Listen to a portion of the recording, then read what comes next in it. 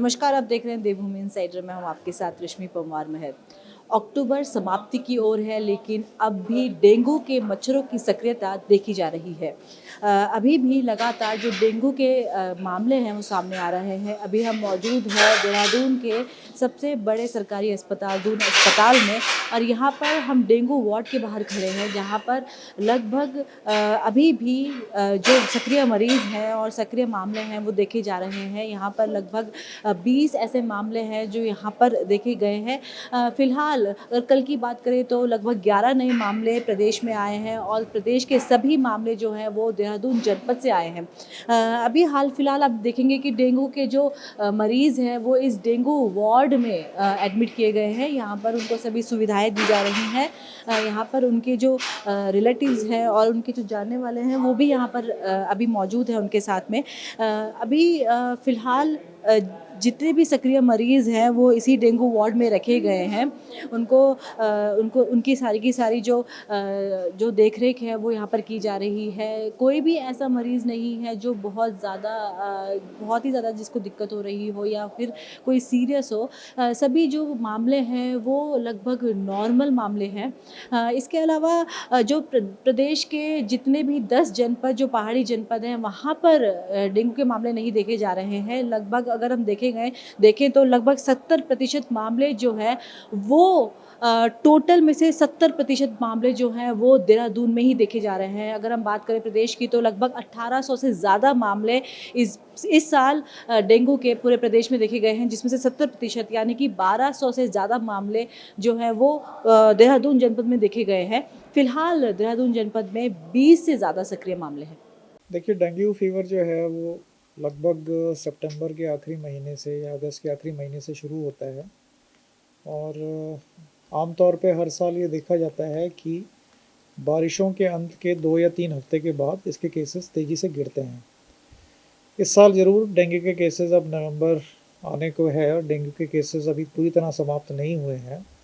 उसका एक कारण ये भी हो सकता है कि इस साल जो लेट रेन्स हुई हैं, बारिशें बहुत लेट अक्टूबर के पहले माह तक भी बारिशें लगभग खाली उत्तराखंड में ही नहीं बल्कि अगल-बगल के सारे स्टेट्स में हुई हैं और काफ़ी ज़्यादा मात्रा में हुई हैं।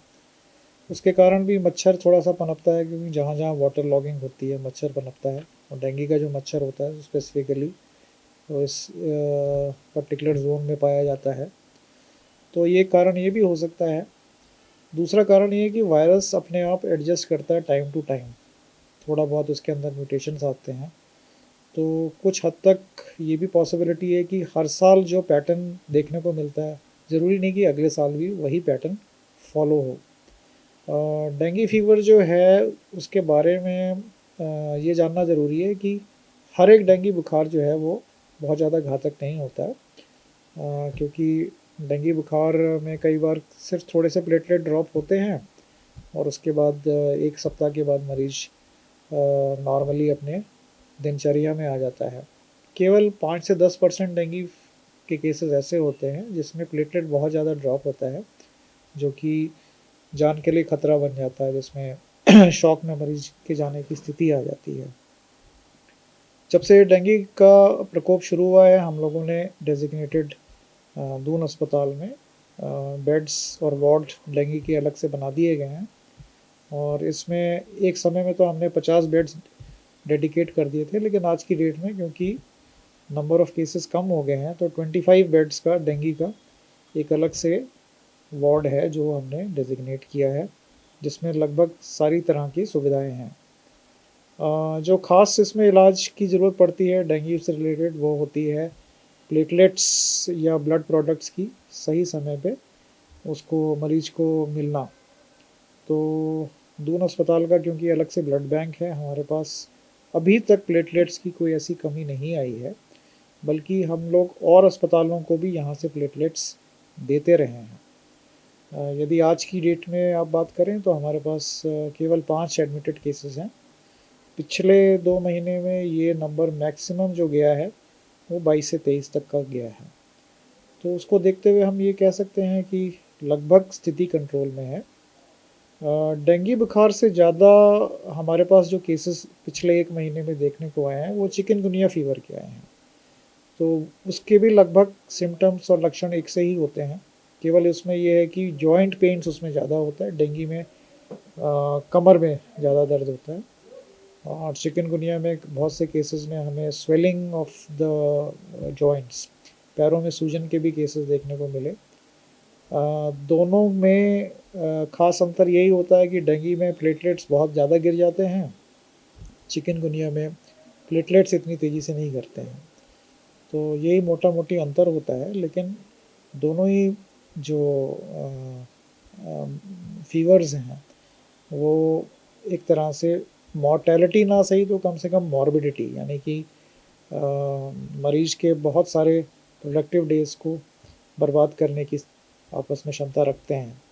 तो इनके लिए जनरल पब्लिक से हमें यही हम लोग सुझाव उनको दे सकते हैं आज की डेट में कि मास्क लगाने का जो एक सिस्टम कोविड टाइम में स्टार्ट हुआ था, यदि उसको कंटिन्यू करें कुछ समय के लिए तो चिकनगुनिया में थोड़ा सा फ़ायदा होगा। और जहाँ तक डेंगू का सवाल है तो मच्छरों के प्रकोप से ज़्यादा ज़रूरी है कि वो किस तरह का पहनावा पहनते हैं।